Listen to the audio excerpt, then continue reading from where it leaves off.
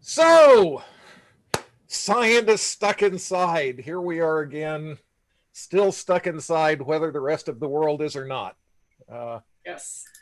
there seems to be a distinction these days between people who understand science and those who don't. Those who don't think it's a great time to go to bars, and those who do look at the data and are going, "Oh shit, oh shit, oh shit." Anyway, how you doing, Dave? I'm hanging in there. This has been a very busy, little bit rough kind of couple of weeks of enormous things going on here, projects and with the magazine. And I am coming off a little bit of a migraine right now. Ooh, So I'll try ooh. to pretend to act intelligent just like usual. That's my gig. Come on. Yeah, that's not fun. Those are not fun at all. Yeah. Although I thought that I thought that we were just supposed to be sitting around watching Netflix and doing that kind of stuff. Isn't that what we're doing? Boy, we're doing, Allison can back me up on, I think we're doing more and more and more for this magazine brand of astronomy to enable us to publish the great Jeff Hester's stories. Every week that goes by, we're doing more, aren't we, Allison? That is absolutely what it feels like. Yep. Yeah. Yeah, it's that's been my experience as well. I'm busier during this thing than I am typically, frankly. Mhm. Yeah. Some of that has to do with talking to people who are trying to figure out how the hell to deal with COVID. So if you're in the business of helping people brainstorm ideas about themselves and their businesses and find approaches to stuff and all of that, which is one of the things I do with my time, it turns out that in a time when civilization is melting around you, is not actually bad for business. So, You know, it's good for business, but we've all never been in a time like this, so it is challenging and oh, somewhat perplexing for folks. So yeah, that it is. Although I was careful allowing yourself to produce a good magazine, though. I knew that you guys are still kind of shorthanded and are having stuff dumped on you. Don't be too good at that. well, I've known that, it's taken 37 years for me to learn, but you do a lot of things and you get a lot more things thrown at you. That's true. Yeah. It's like universities have a habit of saying, okay, you did 10% more with 10% less last year, and that means Mm-hmm. you can do 10% more with 10% less this year, right? And then the year after that, it's you did 10% more with 10% less last year, you can do 10% more with 10% less this year, right? And And at that some point, might work once, but 5 years into that, it's getting a little bit on the dicey side. the conservation of energy comes into this equation, or you can Right, learn to get along without any sleep as an right, alternative. But right, that's rough. Yeah. right. I used to do Allison, long how writers all the time. I can't do it anymore. I was gonna ask Allison, as one of the people who are actually doing the real work at the magazine, how is this treating you? It's been busy. I don't know what else to say. No, it's been busy. I mean, there's so many things I want to do too. Like, I mean, I was just telling Jeff that I want to be able to write more. I want to write more stories and everything. But when you take on a story for the magazine, the other stuff doesn't go away. So Right. you just add it on. Yeah, And of course, writing takes a lot more work than editing a story, unless you get a real mess of a story in your hands. Writing, as you both know very well, takes a lot of work and time. yeah, yeah. We were talking about that and what writing is like. I know for me, and it can be crazy making, but usually when I sit down to write, I tend to have an idea of what I'm going to write about. But the Mm-hmm. writing process is actually an exploration. It is in Mm-hmm. the process of writing, Which makes it fun.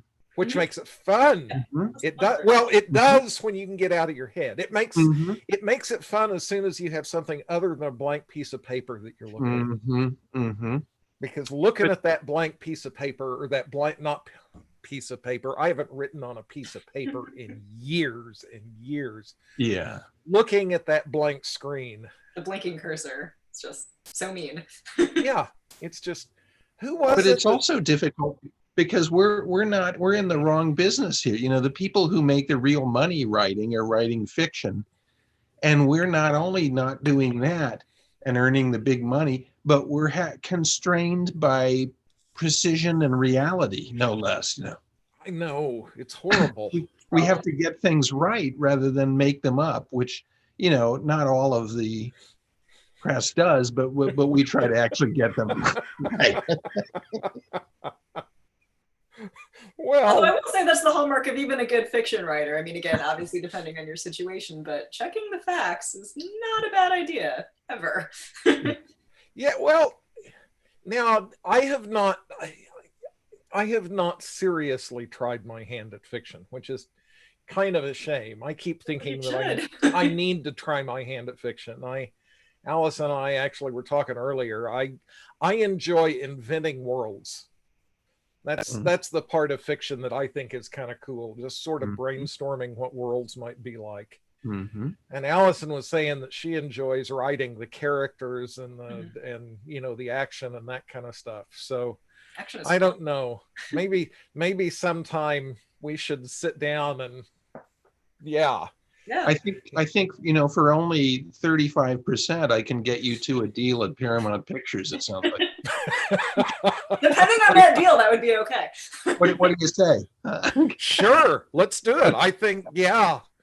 I you know, you have to be careful what you say. That might actually be a fun thing to do at some point. Did I ever tell you about, I don't remember if I'd mentioned it on air or not, but talking about generating stories.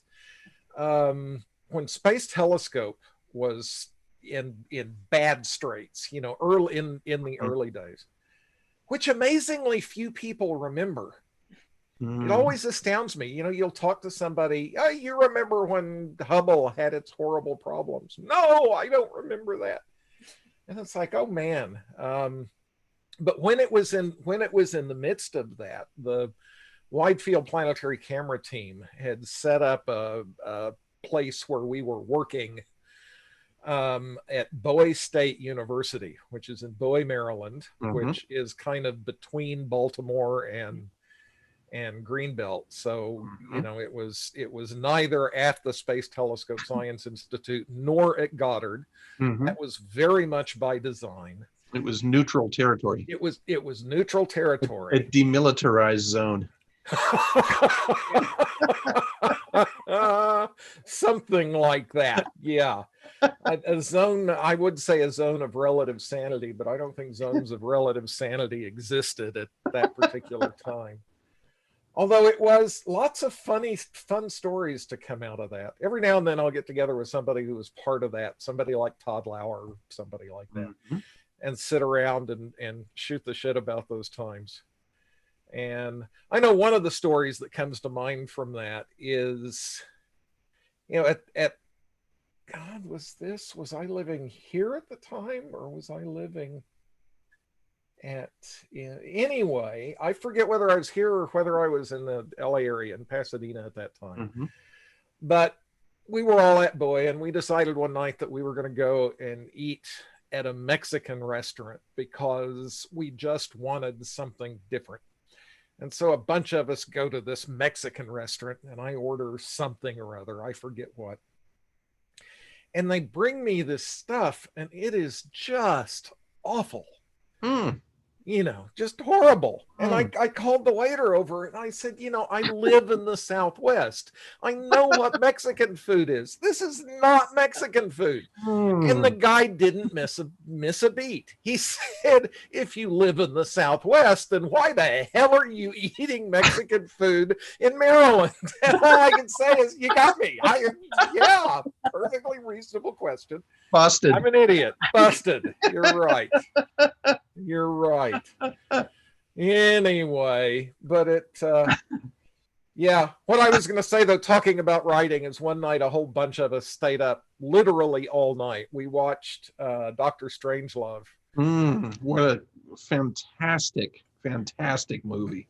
And then we stayed up all night writing our own script for Dr. Strangelove, but Yeah. instead it was Dr. Strangelove, or How I Learned to Stop Worrying and Love Space Telescope.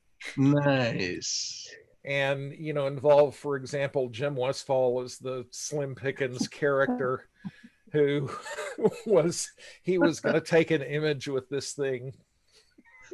You know, damn them all, I'm going to take a picture. Anyway. And I'm sure during this whole night you had only pure rainwater and grain alcohol to drink. Pure rainwater and grain alcohol, absolutely. Yeah. What else would we have? Yes. Yeah. Our purity of essence had to be sustained. the great moment of Hayden playing that role, just unbelievable. God, fantastic. Yeah. So are you, Allison, you must know Dr. Strangelove. It's one of those movies, again, that I think I have seen on TV like late at night because my dad was watching it. I've seen at least most of it. I don't think I've seen all of it. I've seen most of it. I know what it is.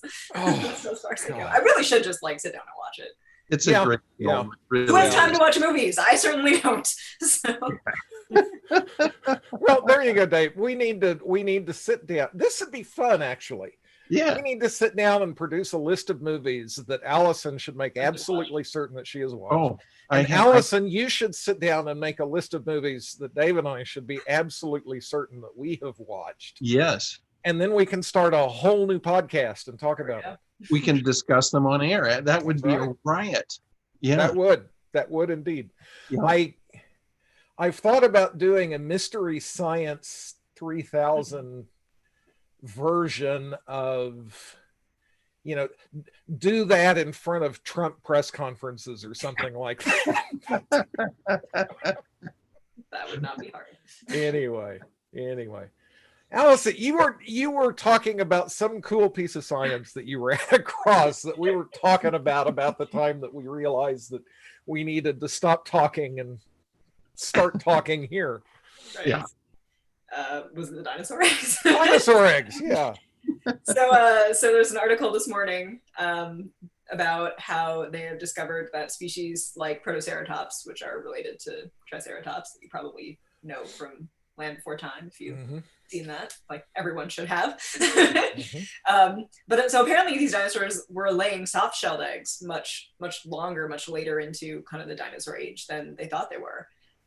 Which was very interesting. So they had found a nest of, say, embryos, and they were all kind of clustered together, and there was a strange little halo kind of around the embryos, but no eggs, and they couldn't figure out where had the eggs gone. You know, why aren't the eggs fossilized? And it's because these soft-shelled eggs don't fossilize the same way. They're different material entirely. So it was very interesting. And they learned this by examining them with lasers, I want to say, some kind of laser spectroscopy, which allowed them to identify the fossilized compounds of the soft material. And it was pretty clear, it seemed like. Oh, cool. Actually chemically identifying the fossilized remains of soft material. Tissue, yeah. Oh, I didn't know about that. That is pretty cool. Make sure that I didn't get that wrong, but yeah. It was some kind of new analysis that they recently did, again, using lasers that let them see that they could see kind of the fossilized remnants of this soft shell. And also it was also the case with some aquatic dinosaurs. Now I cannot remember the name of the other aquatic one, but it was that they laid eggs that were actually hatched very shortly after they were laid, almost immediately, which I think is still common for some animals today, which I did not know that, so I learned that today. I think that's thought to be kind of an intermediate stage, an animal figuring out whether it's going to lay eggs or give live birth. Right. I can see that. But anyway. Well, that's cool stuff. And also they apparently buried these eggs. You'd have to bury soft shell eggs, not sit on them, because several ton dinosaur sitting on soft shell eggs would not work. So from now on, when I see a picture of a Triceratops, in my mind's eye, I'm going to see a great big turtle with horns, right? There you go. Yes. Interesting. Well, and if you sit on them too long, they can become soft-boiled eggs, right? Yes. I'm just saying, Actually- pay attention still. Okay. Of course, Okay, all right. I do wonder because, especially with like turtles, right? The temperature determines the sex of the babies. So Yeah. I'm wondering if that was similar for dinosaurs. I have no idea if they'd be able to tell that, but that would Yeah. be Interesting. Huh. Interesting. Well, that's sort of, yeah, that's kind of the part of the underpinning of Jurassic Park, right? Where Yeah. they think that they've made all one sex, and then Mhm. But no, we we filled figure it out with how to frog reproduce DNA, and after the all. frogs can change sex when we have all one sex. Maybe we should have done that. That is like one of my favorite Yeah. books. I've read that book probably 10 times. Really? I have my copy. I've never read the It book. is horribly dilapidated. Yeah, yeah. So I really enjoyed that book. I don't think I ever made it through the sequel, but I really like Jurassic Park. Interesting. I have not read the book. Maybe I You should. really should read the book. It is amazing. I mean, Maybe. again, I read it in Okay. junior high, so I can't promise it holds up, but it's Michael Crichton, so I'm pretty sure it Yeah, does. yeah. Pretty He's good. usually fun to write, even when he is writing completely ridiculous stuff. But he's still fun to read. Maybe the Andromeda Strain would be more appropriate to read right now. I don't know. Could it just mutate and like not be dangerous? I was so angry at the ending of that book. I like reading that as a teenager. I was just like, that's lame. That's a cop out. And now I'm like, okay, that would actually be nice. Yeah, yeah. Please just mutate and not be dangerous anymore. Although I'll tell you something that I just discovered.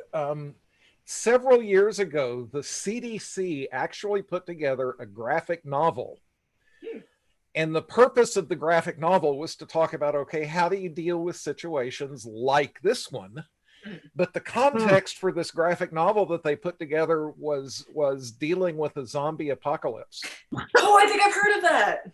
Yes. And it is out there, and it's funny, and it's like, oh Jesus, okay. That is what we're doing. Did they plan on everybody hoarding toilet paper? As if not, next time.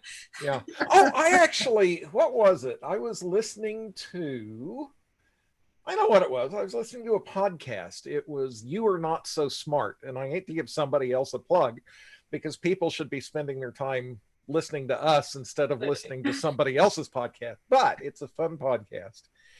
And they were talking about that and why it was that there was a shortage of toilet paper with COVID. Yeah, and the first was that, okay, people just sort of went apeshit crazy and did Freaked out COVID stuff. Yeah. It actually turns out there are real reasons for that. Toilet paper is bulky and all of that kind of stuff, and so stores don't want to keep a lot of it extra around. And under normal circumstances, they can predict, okay, this is how much toilet paper that we're going to need. But as people started staying at home instead of going into the office, you need more. Then instead of using toilet paper at the office, they started using toilet paper at home. I have this problem. And I also have this problem with water because I realized I need to buy twice as much bottled water these days because I'm not drinking water, filtered water from the office. So. Yeah. And so what happened was that it wasn't that there was a shortage of toilet paper. Rather, it was a matter of it disrupted supply chains. Because all of the toilet paper was effectively sitting around in, waiting to be used in office restrooms and things like that. And so that's where the toilet paper was going because that's where the supply chain took it. Whereas people were now at home and the stores didn't have it in stock because they had a larger demand. And of course, once that happens and everybody decides, oh, we got to have toilet paper, now you've got to run on the toilet paper. So now you really do have a demand problem. But the system failure mode that led to the run on toilet paper was kind of fascinating.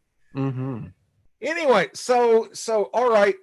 COVID, big news this week is dexamethasone.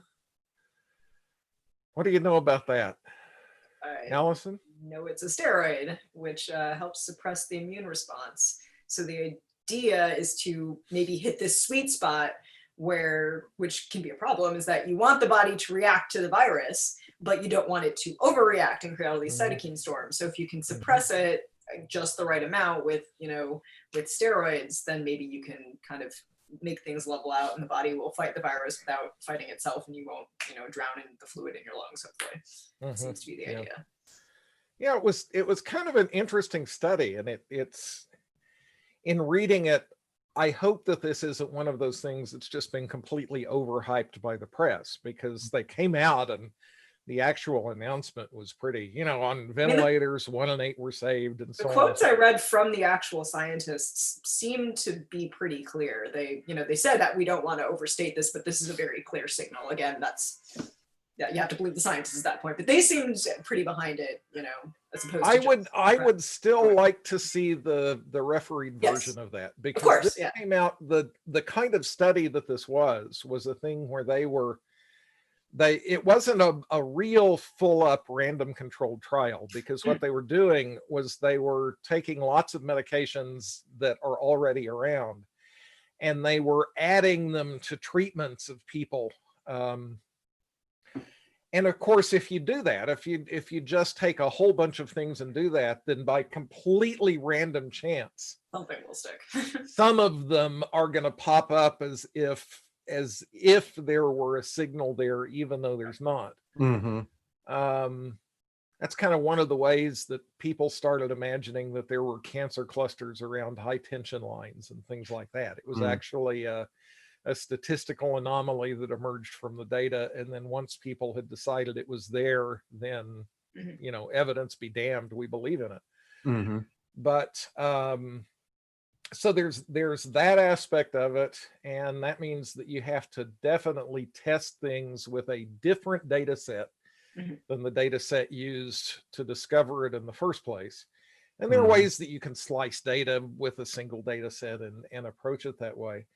The other problem, though, is that, of course, the people that they were treating were not otherwise being treated in standardized fashion.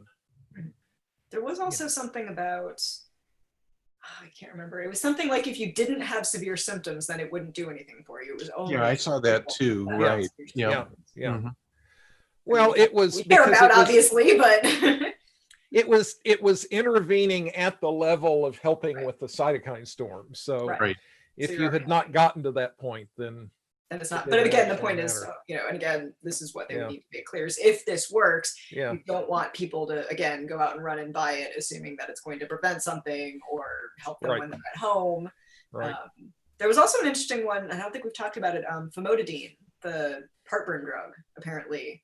I haven't heard about that one. Okay, so it was in China. Again, I think it was maybe not a study that came out of China, but something that came out of data from China, where people that were already taking that for regular heartburn had less severe symptoms, or again something of that.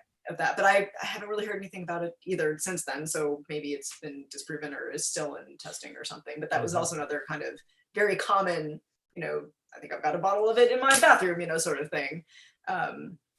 That seemed, but I don't remember why that worked necessarily or anything like that, or if they even got that far. But there was some kind of, again, supposed correlation between people that were already taking this drug and how quickly they recovered, or the severity of symptoms or something. Yeah, science is going to be changed by this, because I think a lot of the public looks at it and says, oh, why don't you guys have a vaccine yet?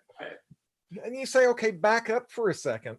We haven't even known about the existence of this thing for half a year. And, normally the way that science proceeds is that people would still be sitting around scratching their head trying to write their proposals to get the money to think about doing the pre-studies that would need to be done before you could think about doing the animal model studies that we need to be done before you could think about doing the clinic, and, so on and so forth. And here we are a few months in, and we're actually seeing, people saying, hey, here are treatments, and we had been through preliminary clinical trials, and we're at least pretty sure that it's not going to kill people, and except for the heart problem with the other one. Don't have heart issues if you want to take this drug. Right. Gotcha. Which are the people and malaria drugs don't work. Surprise. Despite the fact, okay. But what we are doing is figuring out that it is actually possible to develop and reasonably safely put into circulation, drugs, pharmaceuticals, procedures, things like that, orders of magnitude faster than previous, or at least more than an order of magnitude faster than had previously been. The question been is going to be done. how effective is it? And Yeah. I mean, because Well, also my sister and I were having this conversation. Again, so if there's a vaccine in 3 months, how safe is that vaccine long term? And there are questions that you can't answer when you have to come up with something very quickly. Yeah. Yep. Which, I mean, obviously you can't get around, but. Well, vaccines are especially, if you're talking about, hey, we're going to give people steroids or whatever. That's different than giving somebody a vaccine. Vaccines are tricky because you can screw up a vaccine. Yeah. Giving the anti-vaxxers are wacko, but it is true that if you do a vaccine incorrectly, that what you're doing is you're tickling somebody's immune system, and if you tickle somebody's immune system the wrong way, then that can be not an especially good thing. But anyway, and another fun one is blood type. So Dave, what's your blood type? Oh, big O, positive, I believe it is. Yeah. Allison? I am A positive. Yeah. Apparently. Okay. I think my sister Dave is O, so she'll be fine. I think Dave and I are probably still in higher risk categories than you are, but my sister and I were trying to figure out our family's whole blood type, because my problem was I have a different Rh factor than my mom. So that caused pregnancy complications, which, I mean, there are plenty of those anyway. Right. That was one of many, was that we have different Rh factors, which means that I think my dad has to be positive, but my mom is negative. And so my sister would be, so. Okay. Yeah, that's the Rh thing is, but yeah, so I guess maybe there is what looks like a significant difference between A-type blood being more susceptible and O-type blood being less susceptible, and maybe not surprisingly AB being somewhere in the middle. I don't know about B, but anyway. So yeah, it's kind of another fun. It was something about O-type blood, the way that you recognize proteins, I think recognize foreign proteins, which is why you can only receive O blood, or something like that. And again, I did not read closely into it, so that probably totally sounds like gibberish, but it was something to do with recognizing foreign proteins. Interesting. So thinking that maybe the virus actually was seeing proteins, was seeing proteins in the blood, or? No, that the blood, that your immune system, so if you're an O type, if you have O blood, your immune system was kind of already primed to recognize invaders more easily. Oh, I got you. Is what I'm trying to say, I think. Okay. All right. Gotta go back through my history now and find it. All right. Yeah. All right. Oh, no, okay, so we promised people we were going to talk about airborne transmission and asymptomatic. In our last I guess we ought to get around to talking about that. So I will, as the one of us who is living in Arizona, which is now seriously a hot spot, even since we were talking about it last week. Leading the nation now in percentage. Oh man, it's scary. Just for the heck of it. I enjoy playing. Well, not surprisingly, I enjoy playing with data, and so I was going through and playing with the data. And what I did is I went through and on 1 week long intervals, I did a running fit of the exponential doubling time throughout this. And what emerged from that was really remarkable, because in Arizona, the exponential doubling time had been going up, up, up, up, up. And that's a good thing. For people who don't know what we're talking about, the doubling time is how long does it take for the number of cases to increase by a factor of 2. And so that's the thing that happens with viruses when they are just doing their thing. It's I'll tell 2 friends and they'll tell 2 friends, and so on and so on. The Clairol factor. Yeah, exactly. Yeah. And so the doubling time is just sort of how long it takes me to tell 2 friends. And so the doubling time, not exactly, but anyway. And so the doubling time had been getting longer and longer and longer, which was good news. We were up at a doubling time of, something certainly on the high side of 5 or 6 weeks, up in that. And then restrictions were removed. And then a short time after that, very short time after that, okay, it was Memorial Day. And so about 2.5 weeks, just the right amount of time after restrictions were removed, suddenly the doubling time started to plummet. And over the course of a week or so, it went from a doubling time of 5 or 6 weeks to a doubling time of 2 weeks. And so where we are right now is we've got a doubling time of 2 weeks. Mm-hmm. And we have all of our, hospitals are getting dangerously close to full and so on and so forth. And if you project this out, by August, you could be looking at tens of thousands of deaths in Arizona and hundreds of thousands of cases in just in Arizona. And it's bad in the Phoenix area and also in the very northernmost part of the state too, isn't it? Yeah. So even the Flagstaff area is not in good shape. The two places that have fires are also where. Yeah.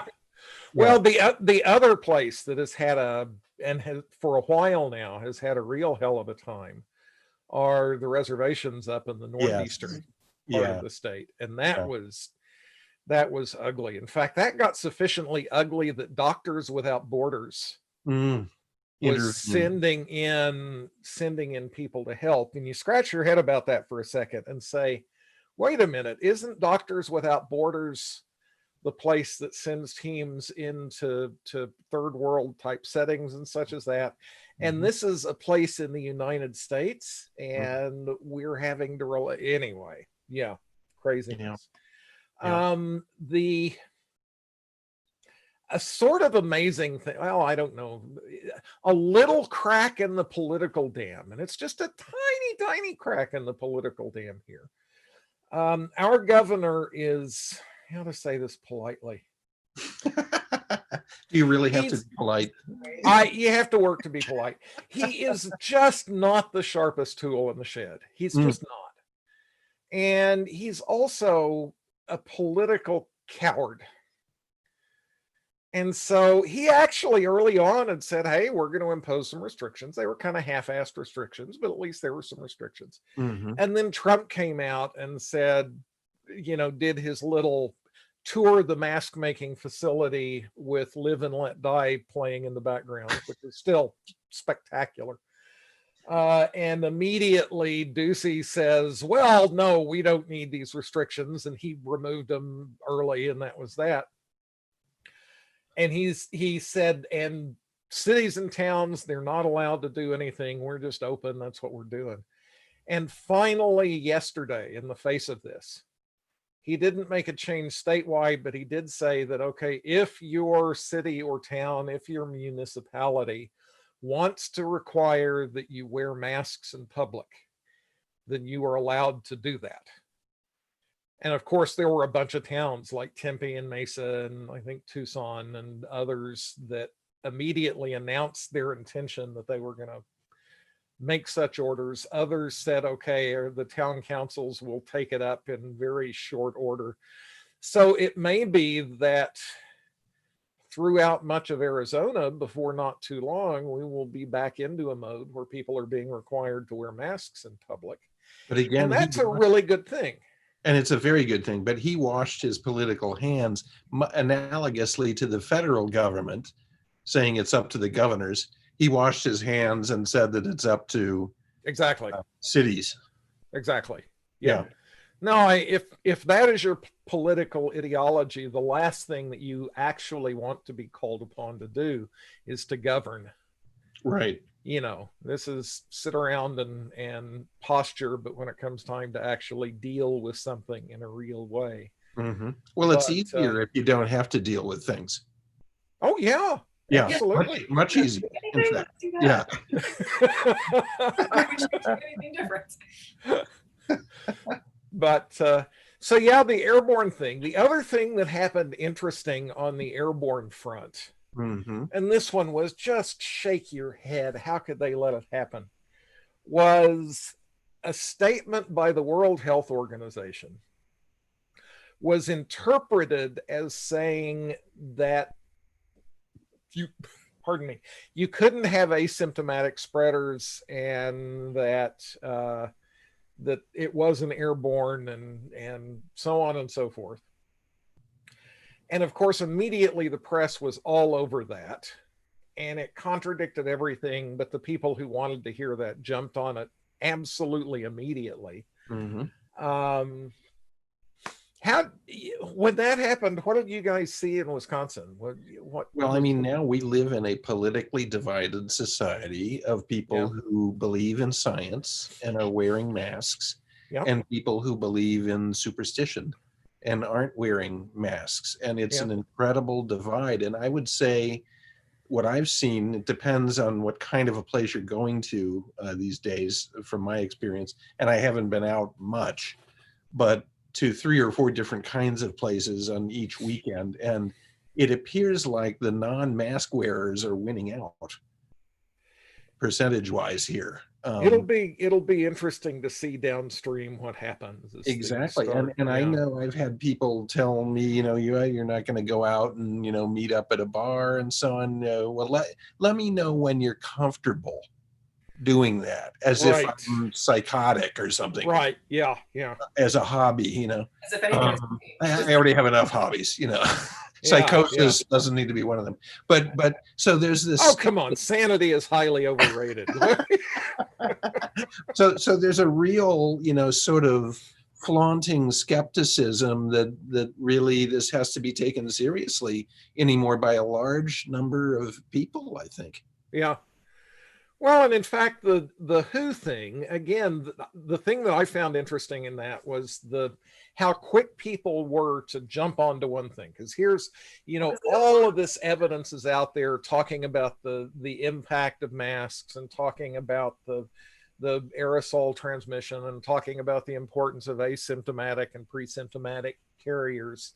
And if you actually dig into the literature, there is just so much literature that says that's what's going on, or that is very likely estimates of maybe something like 40% of all contagions are the result of asymptomatic or pre-symptomatic carriers. Mm-hmm. And evidence that masks have a big impact, and so on and so forth. But here's somebody from the World Health Organization is talking, and all of a sudden the headlines that you see everywhere are the World Health Organization says that there are no asymptomatic carriers and there's no airborne transmission. It was kind of interesting because, in fact, what the WHO said, and they the very next day they clarified it, which didn't fix anything. But what they were actually saying was kind of interesting. They were saying that because it is so hard to do contact tracing with asymptomatic carriers, that if you're going to put resources into contact tracing, and you should put resources into contact tracing, you should be contact tracing symptomatic carriers, not because that's going to find everything, but because you will get better return for your buck doing that. It's kind of like the old joke about the drunk is looking for the car keys under the street light, and you come and you help the drunk look, and then finally, when you're not finding them, you ask, well, they're not here, where did you lose them? And he said, oh, I lost them over there somewhere. Well, why are you looking here? Because the light's better. Really, what the World Health Organization statement was that when you're trying to do contact tracing, the light's better when you're looking at symptomatic carriers, except in this case, there are so damn many sets of keys laying around that you're going to find a bunch of keys where the light's better. So you may as well start there. But that didn't, around here, there was at least one school district around here that immediately came out in its plans for maybe trying to reopen in the fall, saying, oh, we don't have to worry about asymptomatic carriers and we don't have to worry about airborne transmission. Well, because that's all hard and complicated to do. So as soon as Right. someone tells you you don't have to do it, then you want to believe that. I think that's probably what it comes down to. Well, yeah, a bunch of wishful thinking. It's the same thing with, opening up. You don't want to stay at home. So as soon as bars open up, everybody goes because they just don't want to be at home, whether it's smarter not to go. Yeah. In fact, I was reading an article, I forget where it was, but there were some health professionals, of all things, who had been being very good. And of course, at their work environment, they were being very good. Mm-hmm. And then they just let their guard down and decided to go to a bar. And something, several of them and something like 15 people in this bar wound up coming down with COVID. It became a super spreader event. It became a super spreading event, and it was a matter of people who should have known better letting their guard down for a very short amount of time. Mm-hmm. And it's, when you think through that, I guess the data, where the data is going is that it is in China. Boy, that was a Freudian slip. It's been too damn long since I put scuba gear on my back and gotten underwater. And I was, okay, we're talking something on the other side of the Pacific. And before you get to China, you come to Hawaii, and damn it, I want to go diving.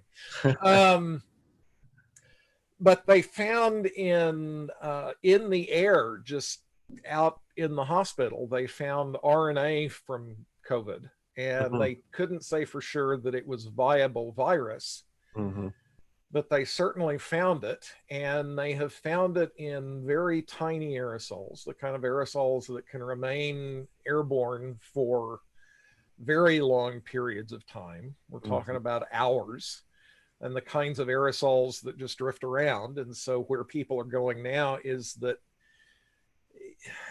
yes, the 6 feet separation really matters, but if you are in an enclosed area, then just because of people talking, and Lord help us if they sing, there was the big super spreading event at a choir practice where, people weren't spitting or sneezing on each other. They were just singing. Yep. But in the process of singing, you produce lots of aerosols, and those aerosols then drift around in the room, and get inhaled. A great many people come down with it. But yeah, so that's where we are, and it's really not where people want to be. So I don't know. We now have a dynamic where I say, what is it that will take before people finally start being reasonable? And you guys shake your heads, and Allison especially, Whatever it will take, we have not hit it yet. And we're not, and we're not close to it in the United States, I think, either yet. Yeah. Although I wonder. It seems like, I was just mentioning Ohio. There are places where people do seem to be following the rules. We're leaving it down to the individuals is the problem, but there are places where the individuals are making good choices. Yeah. Not everywhere, but there are places where it is happening. Yeah. And it is, again, much safer to go out. If you need to go out with a mask, go out where you can, if you can keep your distance, keep your distance. You don't have to be petrified of going to the grocery store if you need to go to the grocery store. If you take these, smart measures, they do seem to be finding that, which I think is positive news. And for God's sake, stop singing hallelujah.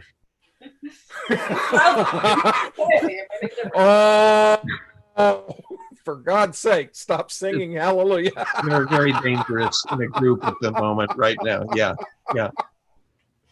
Oh my. Do not. Although that actually brings up another aspect of this. I am wondering right now, and we should probably say something about protests and what may or may not come out of those. But if you look right now at all of the things that are going on, there's this division in the nation between between where you stand on issues of, social justice kinds of issues, racial issues, police violence issues. So there's a schism there. There is a schism on where you stand as far as things like COVID goes. And we know that that schism is in the same place because you look at the protesters who are out there protesting George Floyd, and most of them are wearing masks, and that tells you something. In fact, it was kind of interesting. You'd see pictures of protesters all wearing masks and then a bunch of cops standing there that weren't. And then, of course, there's the obvious political division that goes along with that, which we all know exactly where that political division is. And so you were saying we've reached a point that is bicultural. And it's bicultural in a human rights sense. It is bicultural in a COVID sense. It's bicultural more generally in a science, anti-science sense.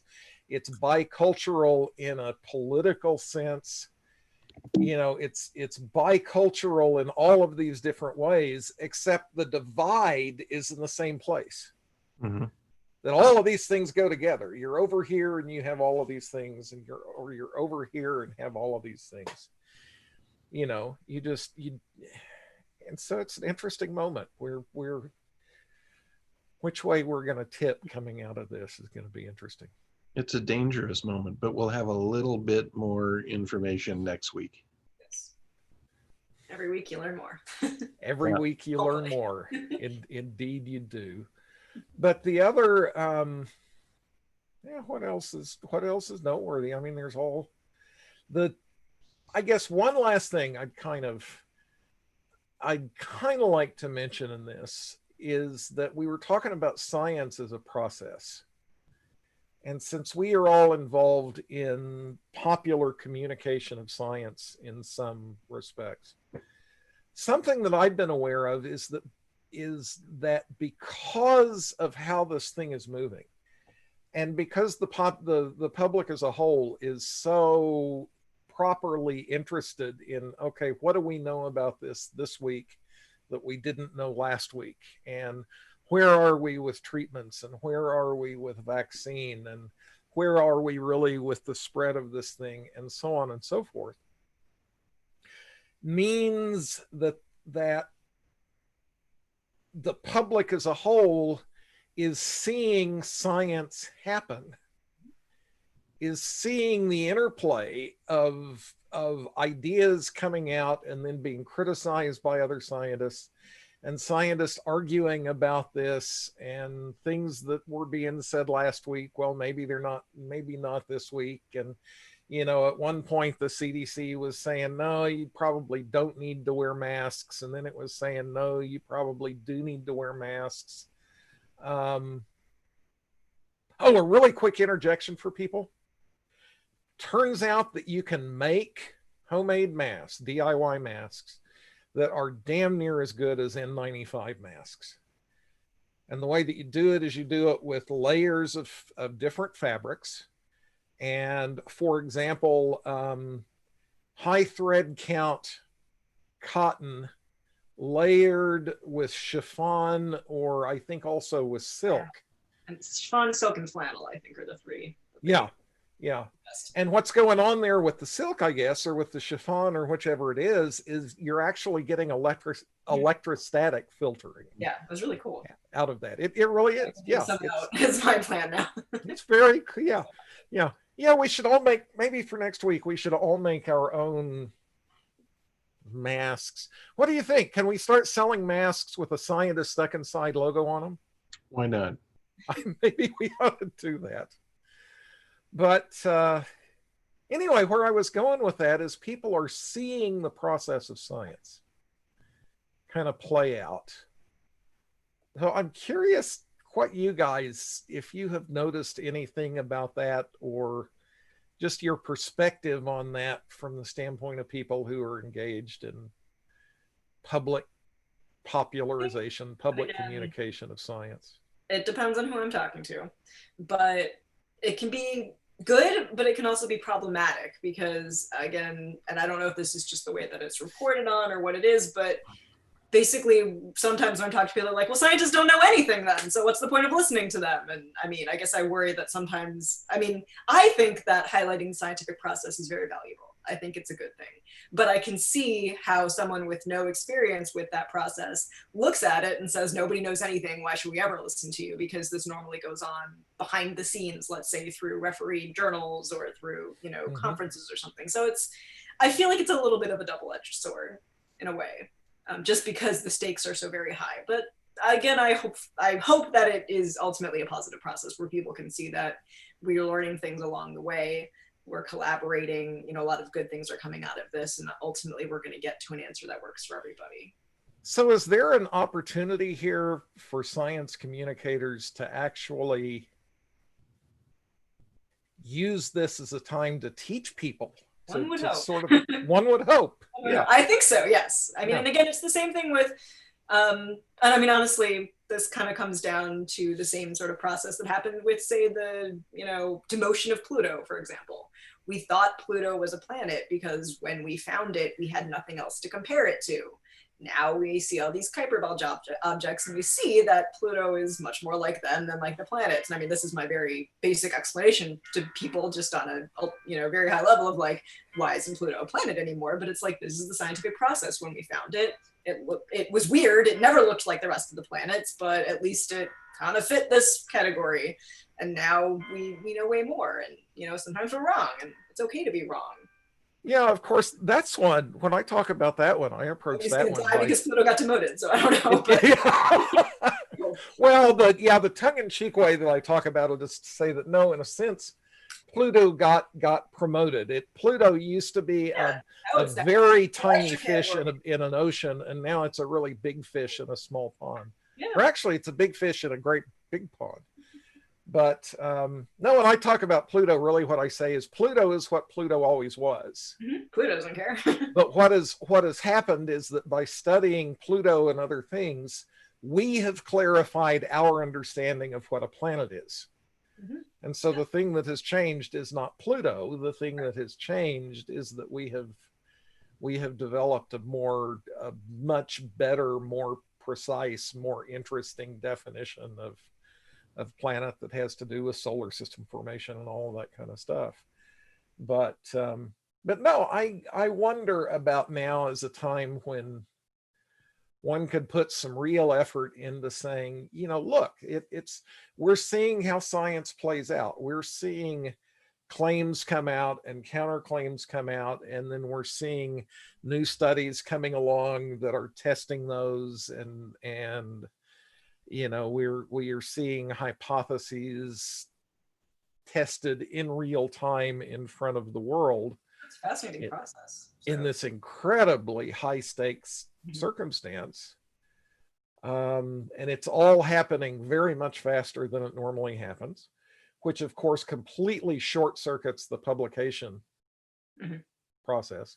I mean, I wrote an article for you guys a while back talking about why it is that I kind of think that the traditional process of publishing scientific articles is sort of due to go away, that it's, and I wonder if what's going on right now will wind up pushing that change forward a bit. Anyway. Good. All right. Well, anybody have anything to add? I know, Dave, you're next week. Yeah. All right. How are you hanging in there, Dave? You doing okay? Doing okay. Okay. All right. All right. Dave, Allison, we'll see you guys next week. Everybody, spread the word.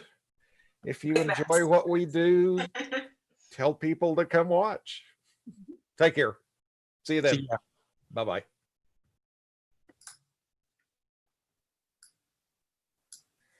All right.